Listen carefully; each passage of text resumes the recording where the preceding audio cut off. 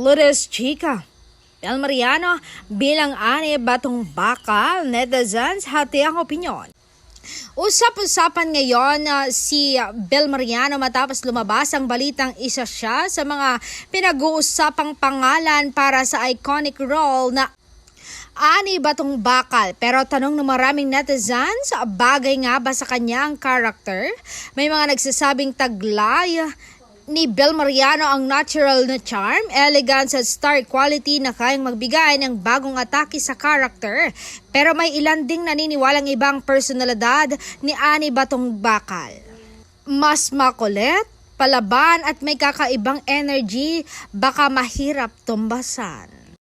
Sa kabila na magkakaibang opinyon, hindi may kakaila na isa si Bel Mariano sa mga pinaka-inaabangang bagong artista ng henerasyon ngayon. Marami excited na makita kung paano niya harapin ang mas challenging na mga roles at kung mas mapapatunayan niyang kaya niyang lampasan ang expectation ng publiko. Ikaw, anong masasabi mo? Bagay ba si Bel Mariano bilang Ani Batong Bakal o may ibang aktres pa ang mas nakikita sa role?